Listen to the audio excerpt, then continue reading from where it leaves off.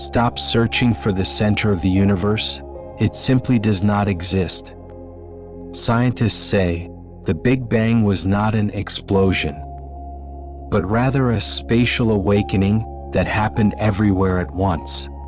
Our intuition as three-dimensional beings might have been wrong from the start. Is this a physical law, or a hidden bug in the cosmic code? Have you noticed a problem? Since the universe began with the Big Bang, then where exactly was the point of the Big Bang?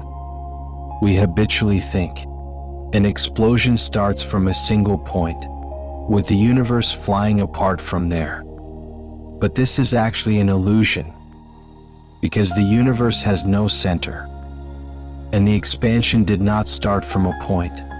What reason lies hidden behind this phenomenon? In the following time, we will unravel this mystery, take you into a universe without a center, and completely unveil the true face of the cosmos.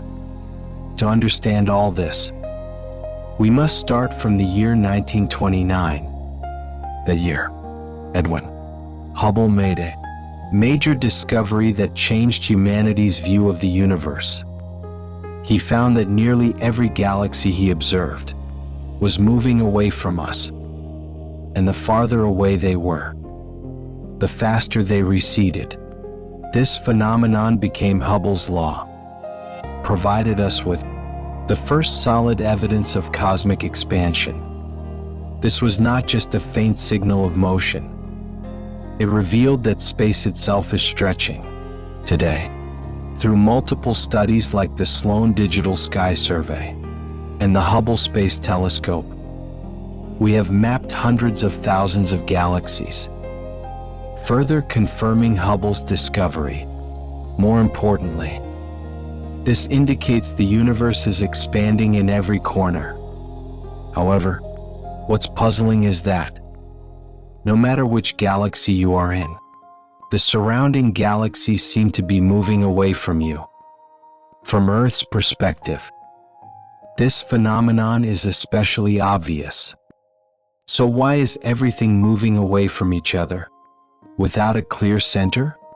At this point, the analogy of an expanding grid can help us better understand this phenomenon.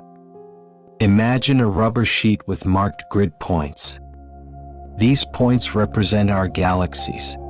If we stretch this sheet uniformly, each point moves away from every other point, but no single point is the center of the expansion. The space between galaxies is increasing, but there is no clear starting point. This is how cosmic expansion works. This analogy reveals an important point in general relativity about space. Space is not just a stage for galaxy activity. It itself is constantly expanding.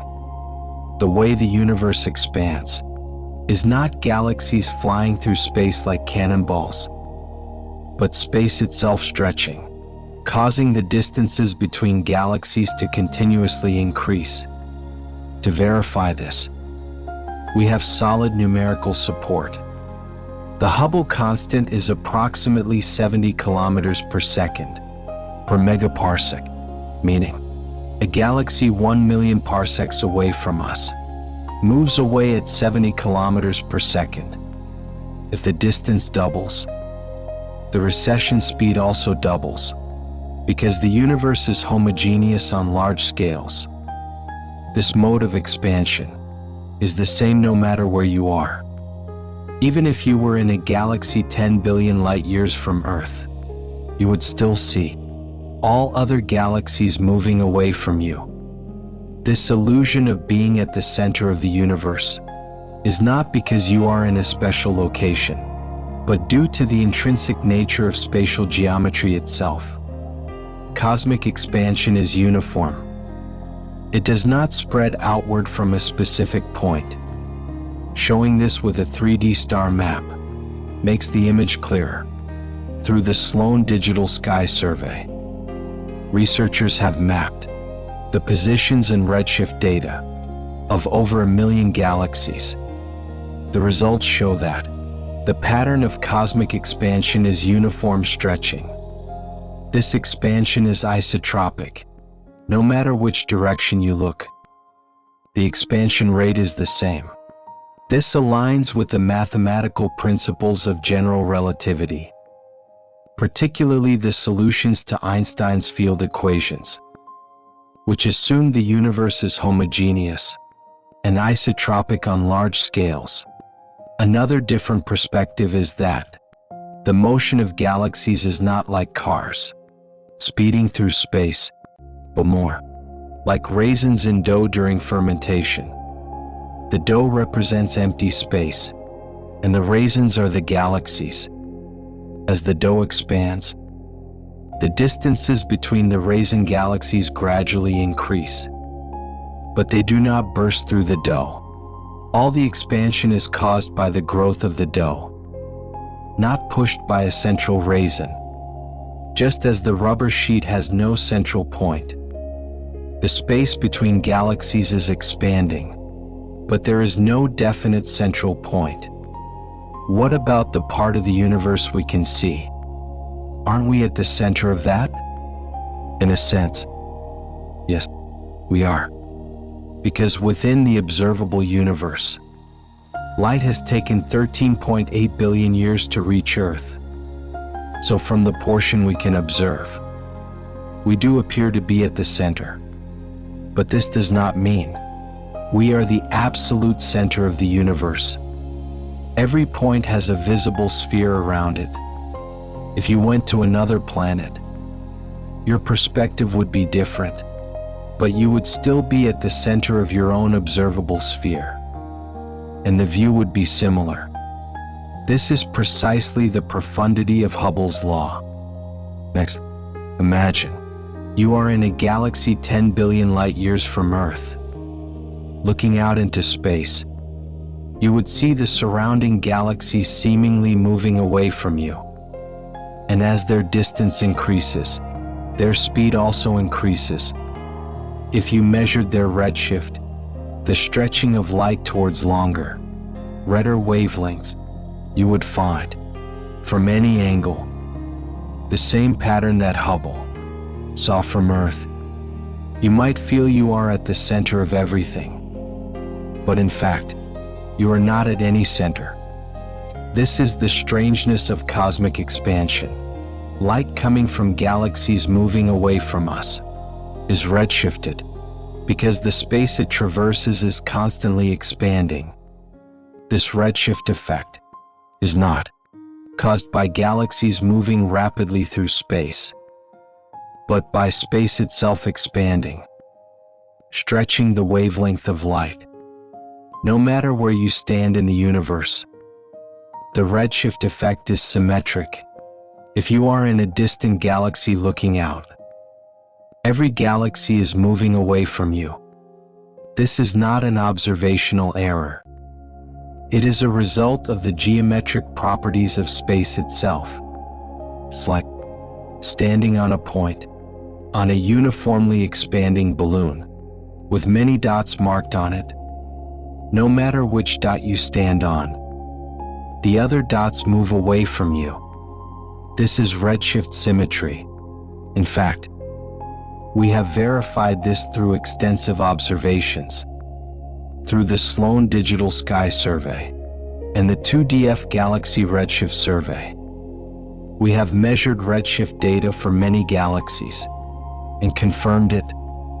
Through these measurements, we have been able to create 3D images showing the structure of the universe across billions of light years. No matter which direction we look, the structure of the universe remains largely consistent. Wherever we point our telescopes, the relationship between redshift and distance remains unchanged. Take galaxy cluster Abell 1689 as an example. It is one of the largest galaxy clusters we have studied. Whether observing galaxies around it or galaxies far from it, we find the redshift pattern remains consistent. The same is true for deep field areas like the Hubble Ultra Deep Field. Objects at different distances show the same increasing trend in redshift. This consistent change makes Hubble's law both powerful and peculiar. The farther away, the faster the redshift.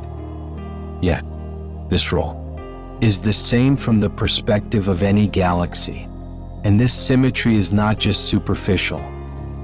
It is deeply embedded in our most successful cosmological model, the lambda CDM model, the lambda cold dark matter model, which assumes the universe is homogeneous and isotropic on large scales. This assumption is not arbitrary. It is demanded by the data. Without this assumption, redshift symmetry would break down. Galaxies in different directions would show different recession speeds, but that is not the case. Another important verification is the cosmic microwave background radiation, CMB. When NASA's Wilkinson Microwave Anisotropy Probe, WMAP, and the European Space Agency's Planck satellite mapped the CMB across the entire sky, they found it remarkably uniform, with variations of only 1/100, 000. This uniformity means there is no preferred direction in the universe, nor any special point as a center from which everything is moving away. It further confirms that redshift symmetry is not limited to local areas, but is universal. This symmetry also applies to large-scale bulk flows, making it even more convincing. Galaxies are not just seemingly moving away from us. Their motion is directly related to the expansion of the universe. Those seemingly anomalous velocity variations, or minor deviations from the Hubble flow, often have no clear cause. Over larger distances, they cancel each other out. In a universe without a center, this is precisely what we should see. If the universe had a center, the distribution of redshifts would be distorted. Galaxies close together would cluster, while distant ones would be randomly stretched. But the actual maps show the redshift field is smooth. You can compare this phenomenon to baking raisin bread. As the dough expands, each raisin sees the other raisins gradually moving away from it. The bread has no center. From the perspective of each raisin, it is surrounded by other raisins. And as the dough expands, all raisins share the illusion of being at the center. This concept completely breaks conventional thinking.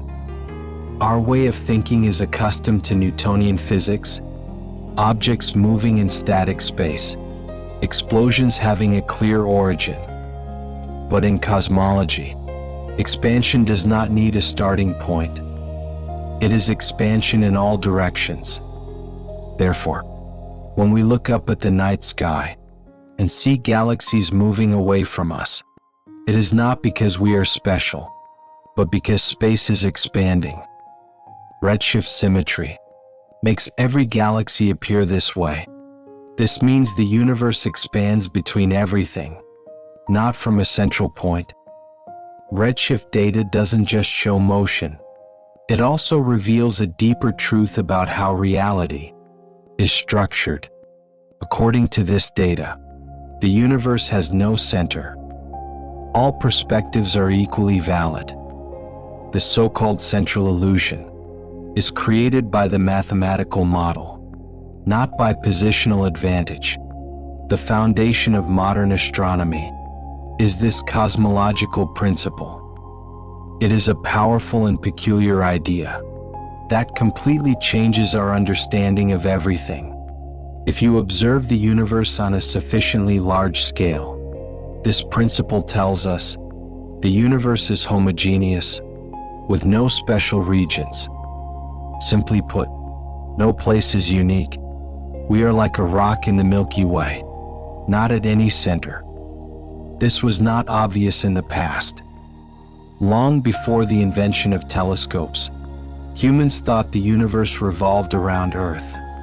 Even after we discovered other planets, and even galaxies, we still imagined ourselves at the center of the universe.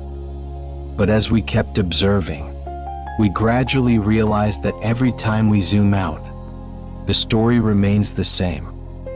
The universe does not curve towards us, nor does it radiate from us. Instead, the universe is smooth, unbiased, like a haze extending infinitely in all directions. The cosmological principle has two parts. Homogeneity means the universe is the same at every location. If you measure temperature, density, or the number of galaxies in one area of the sky, the result will be the same as in a distant area. Isotropy means the universe looks the same in every direction. There is no special axis, no cosmic north or south pole. These are not guesses. They are conclusions drawn from massive amounts of data. First, let's look at isotropy. What is its strongest evidence?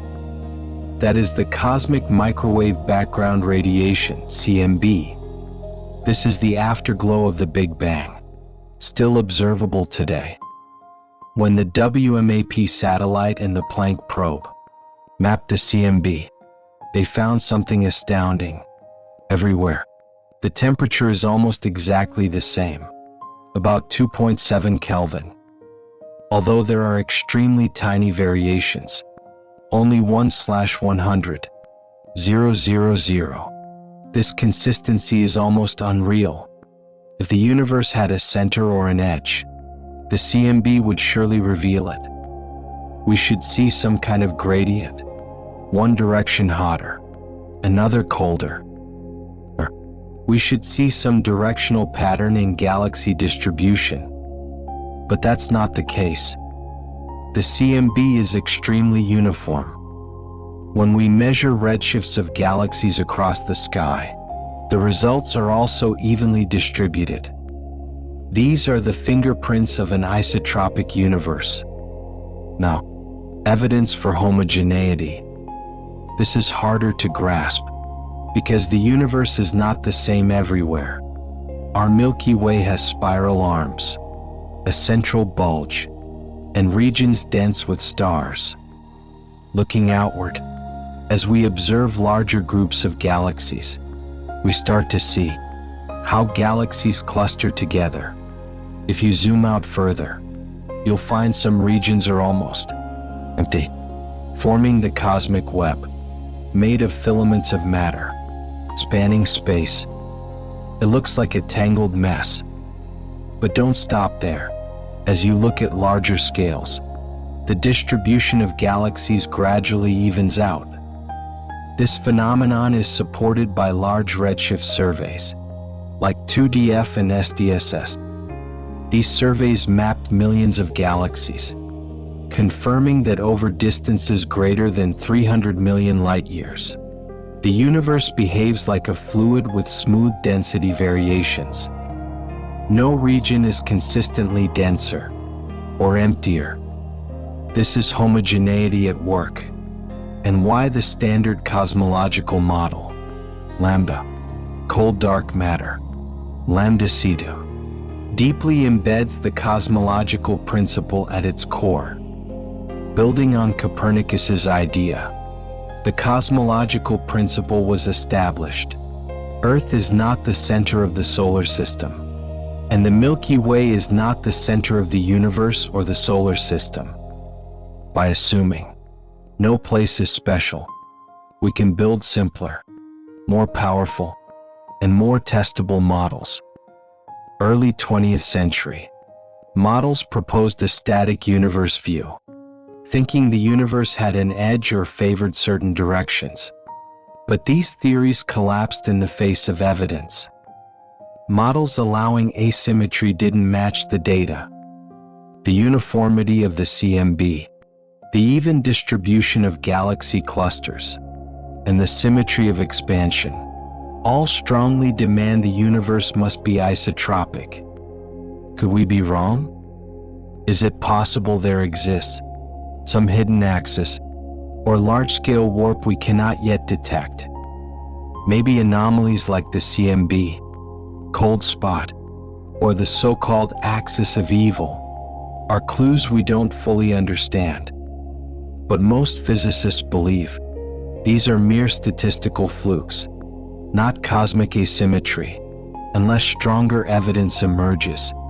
The cosmological principle remains rock solid. This principle is crucial for understanding cosmic expansion. Without isotropy and homogeneity, Hubble's law wouldn't hold. Galaxies couldn't recede from us in straight lines. Redshift gradients would be unexplainable. Dark energy models would collapse. Gravitational lensing results would become chaotic. But none of this happens. The universe is like a well-stirred soup. Every part reflects the whole.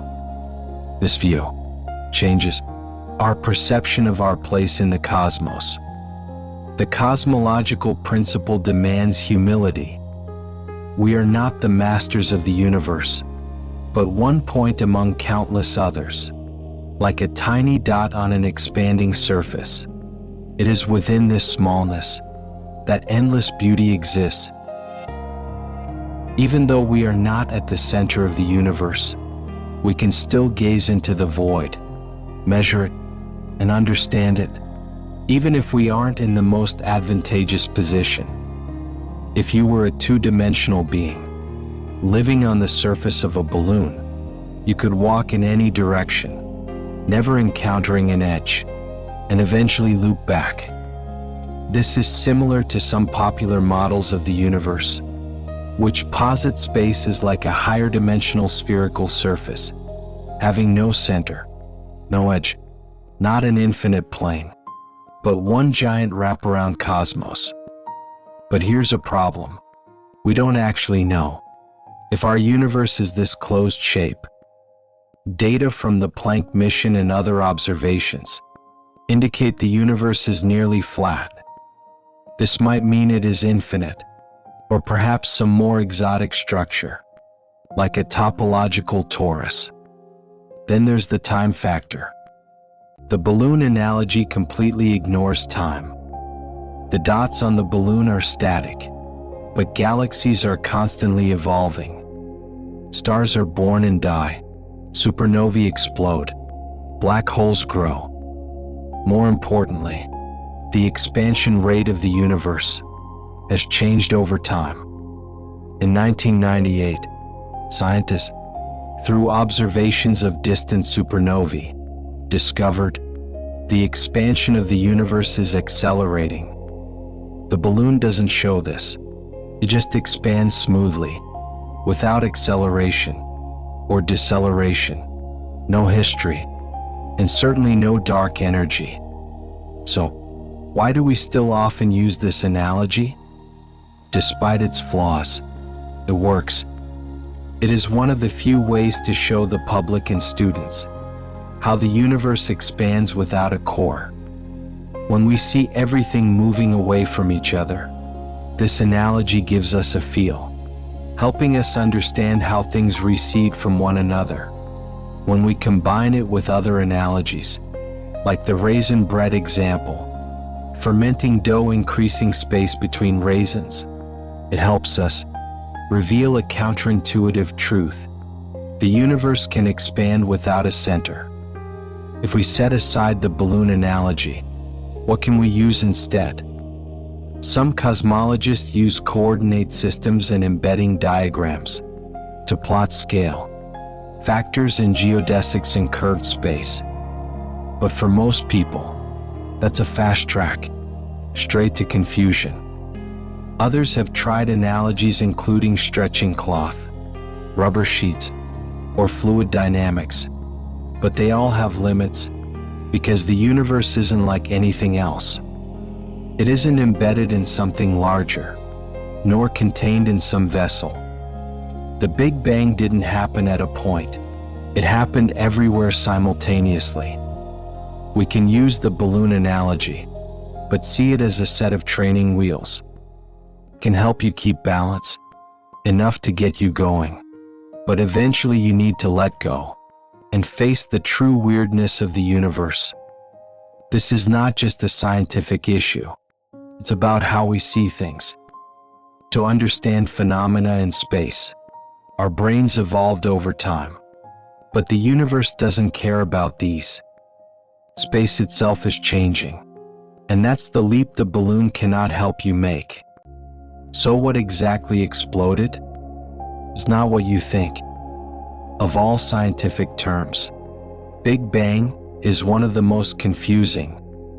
It makes me think of a cosmic fireball, exploding into nothingness, a huge explosion, hurling stars, galaxies, and matter outward from a single point.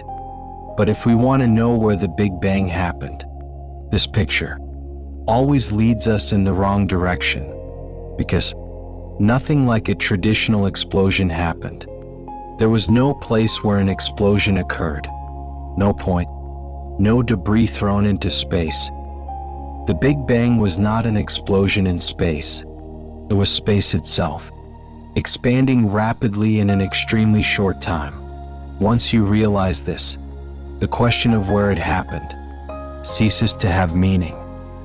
Let's go back to the beginning.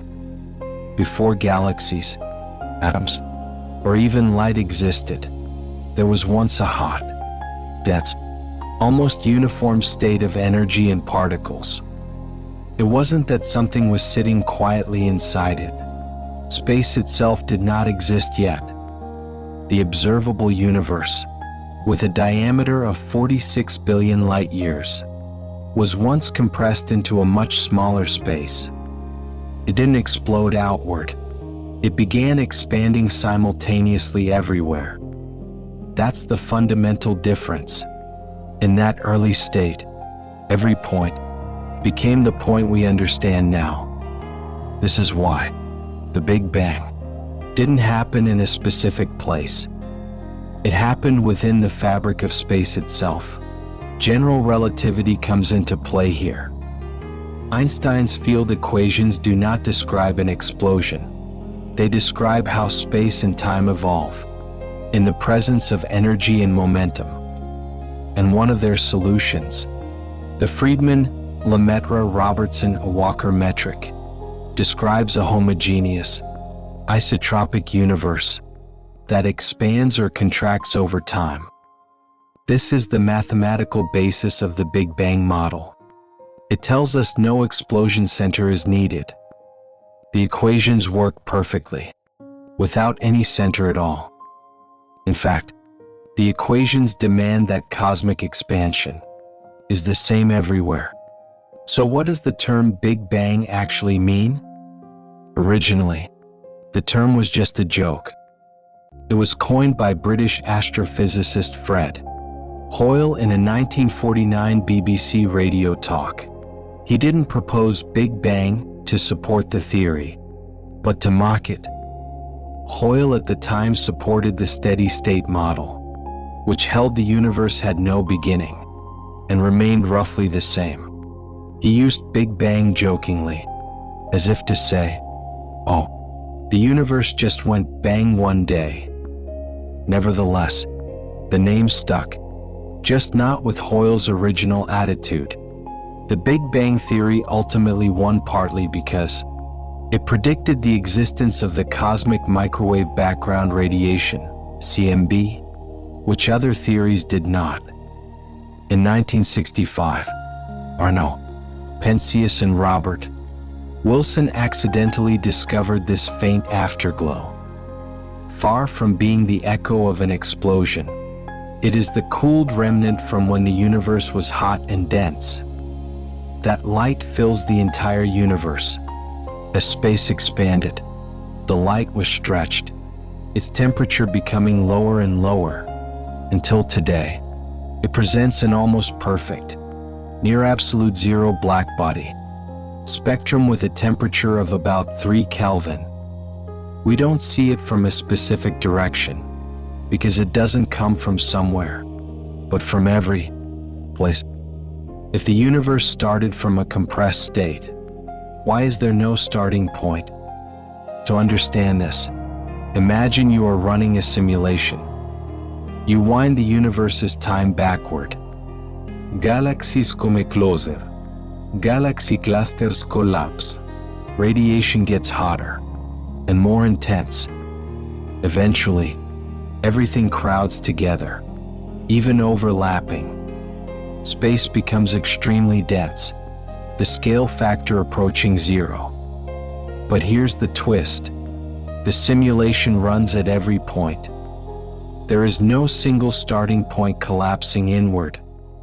The entire grid shrinks uniformly. That early state existed everywhere, not concentrated at a point. How do you think about the concept of a starting point? Technically speaking, the standard Big Bang model does predict a singularity, a point of infinite density and zero volume at time zero. But most know, this is a mathematical trick, not physical reality. In physics, infinities usually signal the theory has broken down. On those early scales, before 10 to the power of negative 35 meters and 10 to the power of negative 43 seconds, quantum gravity effects likely dominate. While we don't fully understand quantum gravity yet, theories like loop quantum cosmology and string theory suggest the singularity might not exist at all. It might be a bounce, a phase transition, or even some state before the Big Bang. This means the Big Bang wasn't really an explosion. It wasn't a cataclysmic blast. The universe changed rapidly, but we are still trying to understand the physics that drove that change. One thing is certain: no matter where you are at ground zero, because the Big Bang didn't happen at a specific point. It happened simultaneously throughout all space. The universe is expanding, but what is it expanding into? Most astronomers wonder, if the universe is expanding, what exactly is it expanding into? We usually imagine a balloon inflating in air, or an explosion hurling debris into space. This intuition makes us feel the universe is expanding into a larger place, like hyperspace or a giant cosmic room.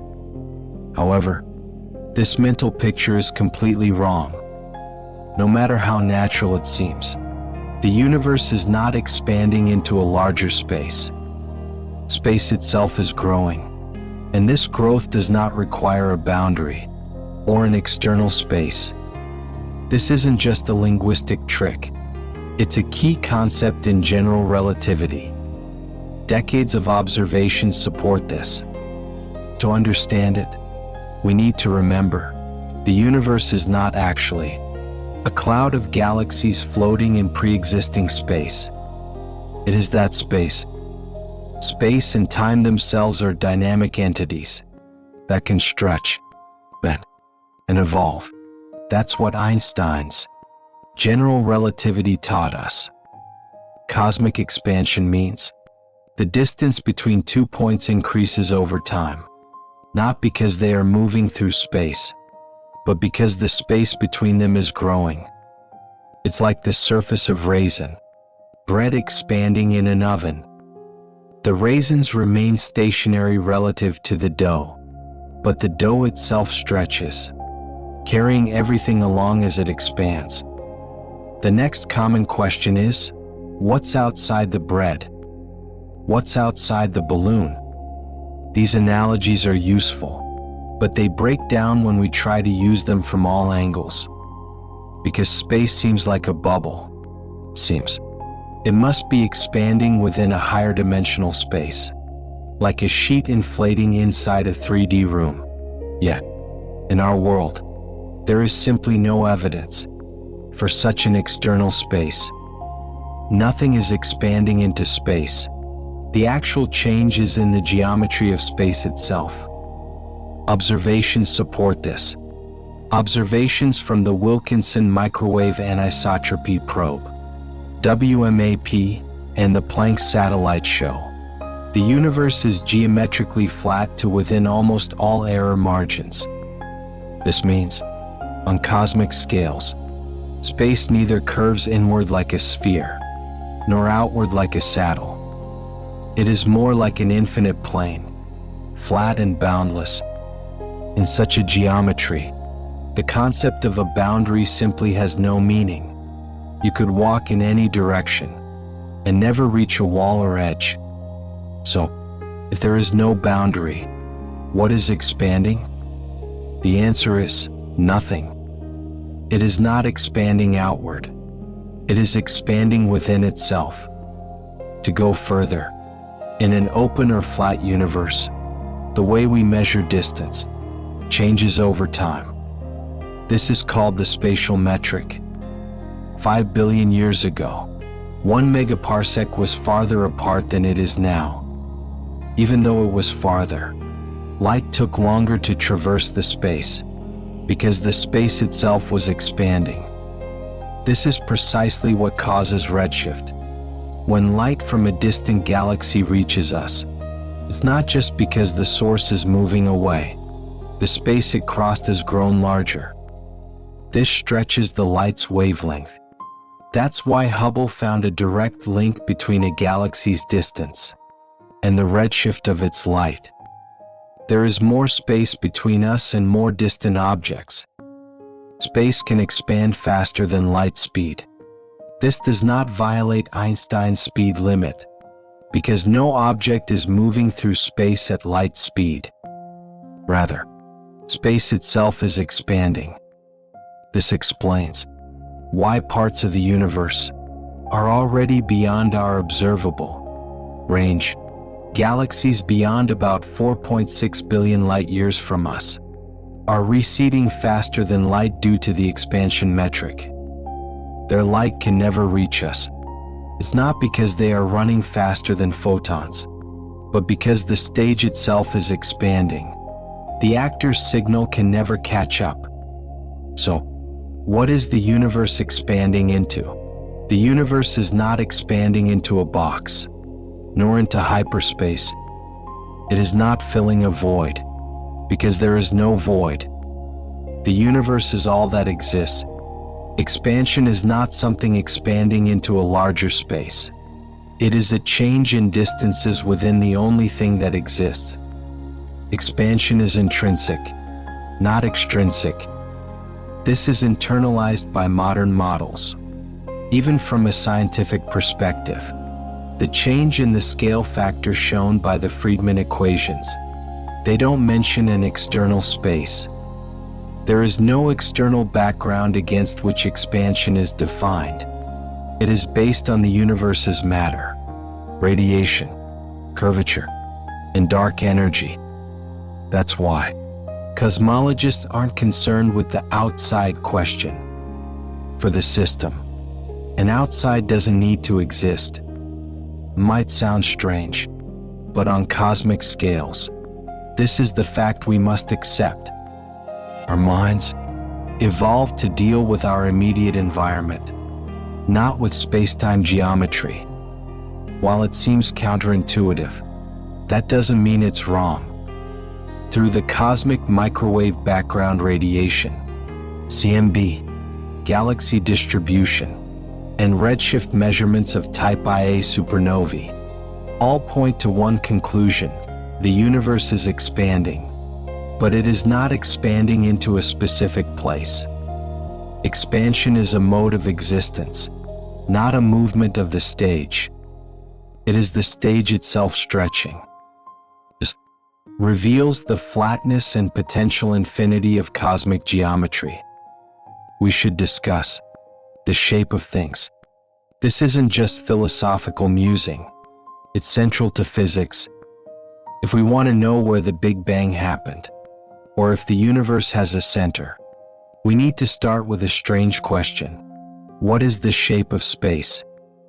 The structure of the universe determines everything from light propagation to whether the universe will keep expanding. Turns out, the universe is flat. This surprises many. But it's not flat like a pancake. Einstein's view of space-time tells us space is flat. We no longer use words like center or edge in the old way. In fact, these words have lost practical meaning today. To understand this deeply, we need to return to general relativity. In Einstein's model, gravity is not just a force. It is the curvature of space-time by mass and energy, like a heavy object bending a trampoline. Matter in the universe bends the geometry of space.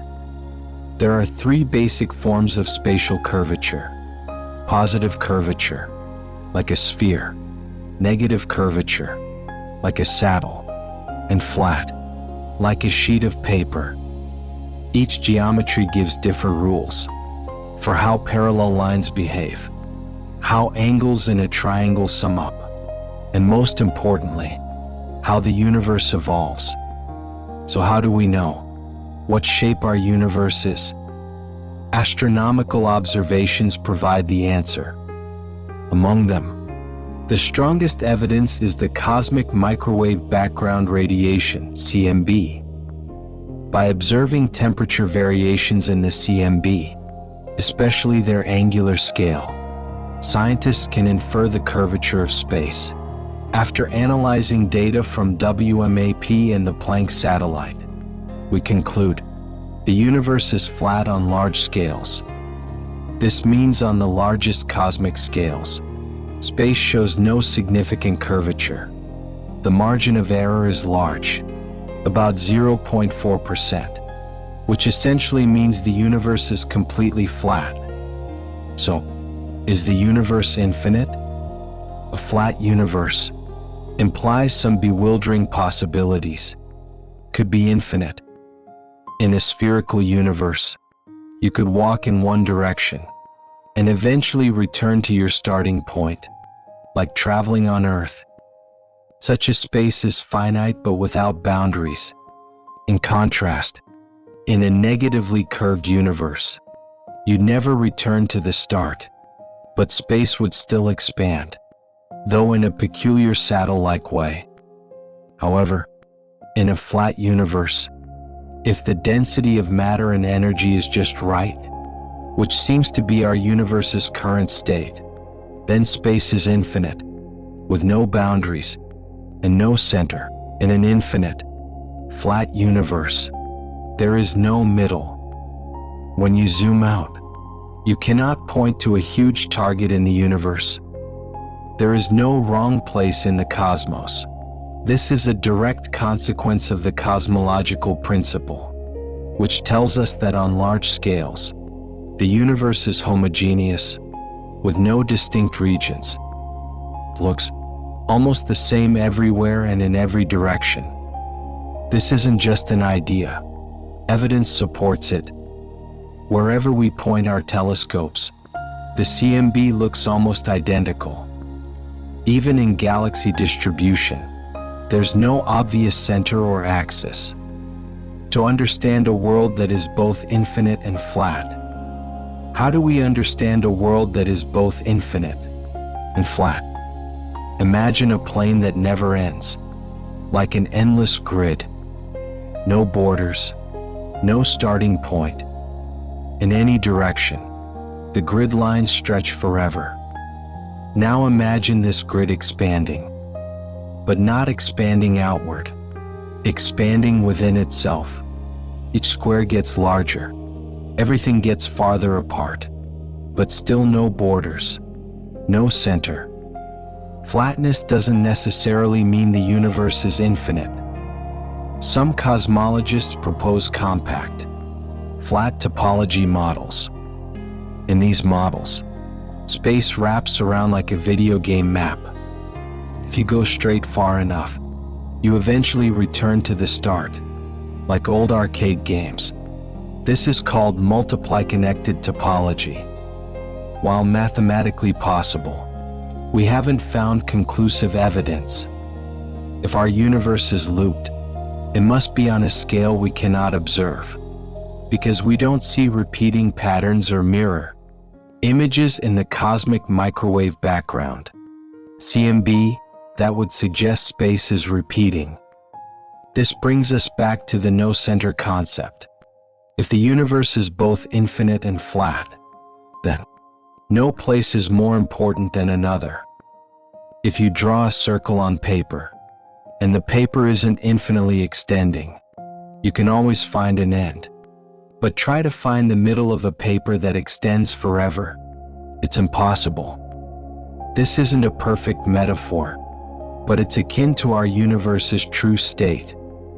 This changes many things about how we view the Big Bang, because expansion isn't like a bomb dropped from height. It is space expanding at every location. The geometry is flat. The Big Bang didn't happen at a specific place. It happened everywhere simultaneously. Back then, every point was close to every other point. As space expanded, the distances between those points grew. If the universe has no boundary, can it still be finite? If this world has no boundary, but is still finite, it might sound illogical. Usually when we hear finite, first, let's talk about why we have a ceiling. The age of the universe is 13.8 billion years. That's also the time light has had to travel. Because of this, we cannot see farther. Objects that emitted light back then are now far more than 13.8 billion light years away, because the universe has been expanding since. Due to this expansion, we now estimate the edge of the observable universe to be about 4.6 billion light years away, in all directions. It's a sphere over 9 billion light years across. But this sphere exists only from our perspective.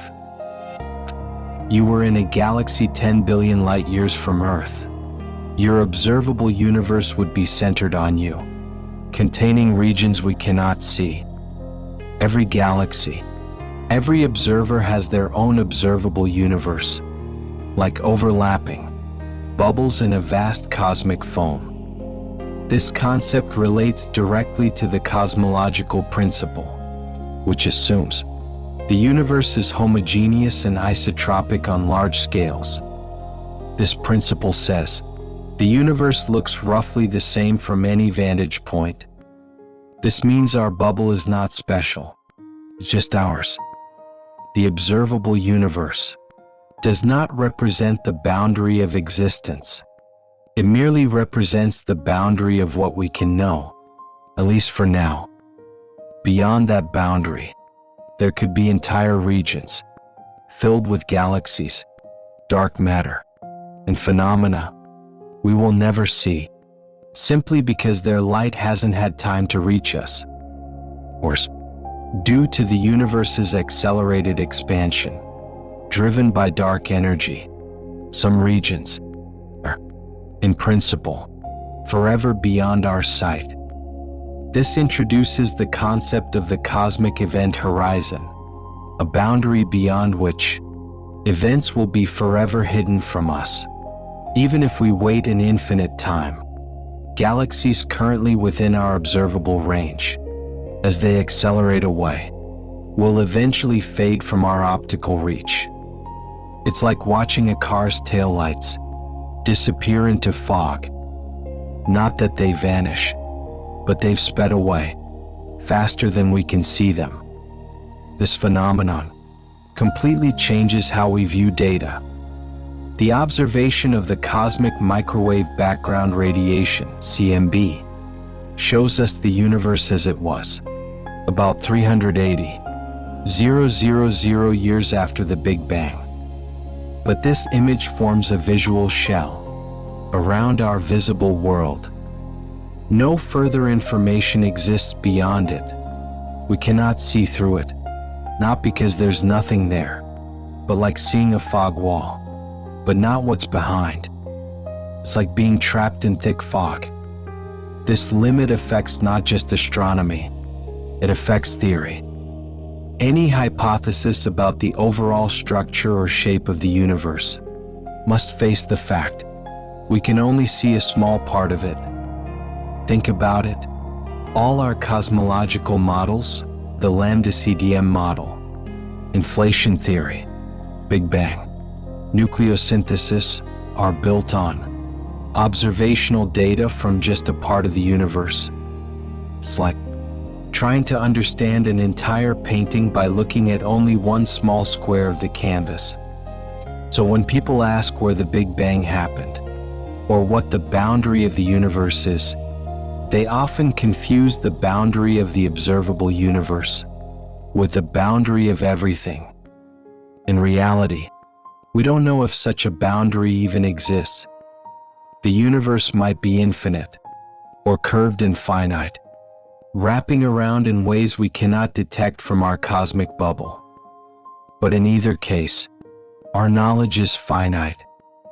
This limitation itself possesses a strange beauty, because it means every being capable of seeing the universe lives at the center of their own observable universe. From each perspective, every galaxy is a starting point. This perfectly aligns with the idea that the universe has no center. Everything didn't start expanding from a point, from wherever you are. You see, the universe as an ever-expanding network. Astronomers use redshift surveys, gravitational lensing maps, and cosmic background radiation data to piece together the most complete picture possible. But they all come with a caveat: only within the observable range. This isn't laziness. It's the nature of physics. As powerful as our instruments are, from the Hubble Space Telescope to the James Webb Telescope, they still cannot pierce the optical barrier set by the finite speed of light and the age of the universe. Ultimately, the world we can see is not a wall. It is a window formed by time, growth, and the physics these entail. So what's outside the window? That's not just speculation. Perhaps no one knows. But the idea that the universe is larger than what we can see is one of the most breathtaking ideas in modern science.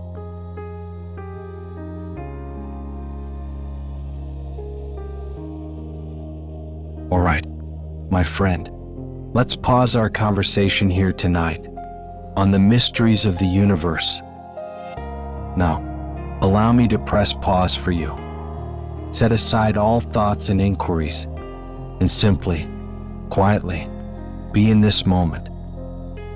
From here, my voice will fade away, leaving only the silent tapestry of the cosmos and a carefully chosen piece of pure music, tuned to 432 Hz. Science suggests this frequency resonates deeply with the natural vibrations of the universe and the rhythm of life itself, soothing your nervous system and guiding you into deep relaxation. Now, find your most comfortable position. Gently close your eyes, or let your gaze rest softly upon the stars. May you release all weariness from the world, letting your consciousness drift on the waves of music, floating into boundless tranquility. Good night, sweet dreams. Until we meet again among the stars.